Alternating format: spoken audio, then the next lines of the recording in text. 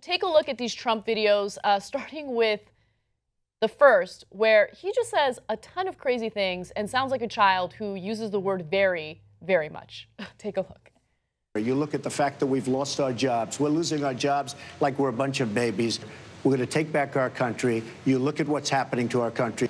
I think I would have a very, very good relationship with Putin, and I think I would have a very, very good relationship with Russia. Do you think the day that you become president of the United States, he's going to change his mind on some of these key issues? Possibly. It's possible. I don't know, Matt. It's possible. If he says great things about me, I'm going to say great things about him. He called, I mean, the man has very strong control over a country.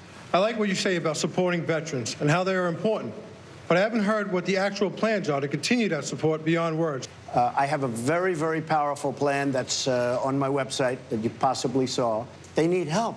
They need help. They need tremendous help. But something has to be happened. Right now, we are not strong. Believe me, make America great again. We're going to make America great again. And, you know, my theme is make America great again. We're going to make America great again. Okay, I counted 7 varies there. I might have missed 1 or 2 because he says it so often. But, I mean, it was one crazy statement that lacked any nuance, any actual detailed policy after another. Like, that was it. I've seen this movie before. The press did the same thing with George W. Bush.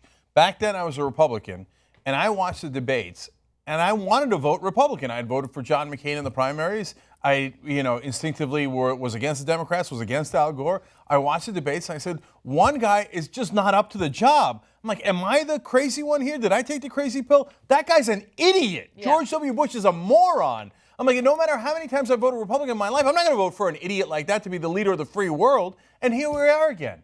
So, like, we're having a conversation with this guy. He just said, we're losing our jobs like a bunch of babies. What the fuck? What is that? Who running for president? Who says that? No, you got to stop the interview there and be like, Mr. Trump, do you realize you just said we're losing our jobs like a bunch of babies? Yeah. Now, what do you mean by that? That's such a preposterous statement. Babies don't lose jobs.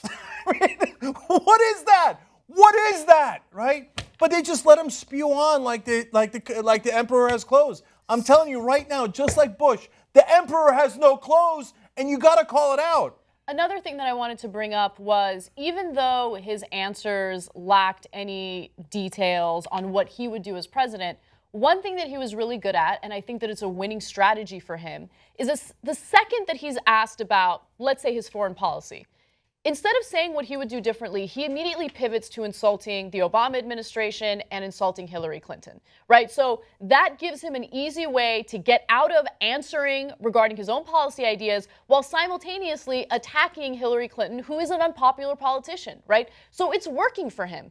And so it is the moderator's job or the interviewer's job to stop for a second and say, hey, you know what? They didn't ask you what you thought about Hillary Clinton. They asked, what are you going to do differently? But that question wasn't asked a single time. There was literally one time where Matt Lauer was tough on Donald Trump, and it was when he was asked about rape in the military, and Donald Trump made it seem like he was empathetic and he wanted to do something to change it. And then Matt Lauer brought up a tweet that Trump had tweeted about how, well, what do you expect is going to happen when you put men and women together in the military, right?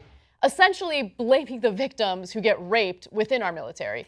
But also blaming guys, by the way. Yeah. So the guys are natural rapists. If you put them next to women, then they'll rape them, right? Yeah. So, I mean, which if you read his divorce depositions, you would see why he thinks that, based on the charges that his ex-wife said in that deposition. Okay, so now, yes, getting to the job of the moderator. When he says, if Putin says great things about me, I'm going to say great things about him. That's when you go, hold on, let me understand that policy. So it will be now official U.S. policy to not care what Russia is doing, what actions they're taking, or what countries they might be invading. But you're going to react as president based on if he says nice things about you or not. Mm-hmm. Is that your official policy position? Because that's exactly what you just said. Nope. Don't challenge Trump. He'll yell at you. Don't challenge Republicans that call you liberal media. No, this is outrageous. This isn't journalism at all. Yeah, Jim. And again, yes, Matt Lauer botched this, but so has every other reporter over the last 20 years. They never asked follow-ups. They never challenged the Republicans. Mm-hmm. And here we are again. and everybody's pretending the guy's got clothes on when he's an orange mess. You know, the part of this that I don't think there's any attention on, and I think that it's worth mentioning, is that it's not just the media that created a situation where someone as horrendous as Trump could win. It's also the DNC, right? So the DNC manipulated the primaries to ensure that someone like Hillary Clinton would win the nomination, and she did, right? And Hillary Clinton is not liked by the American people. It's much easier to beat Hillary Clinton than someone like Bernie Sanders in the general election.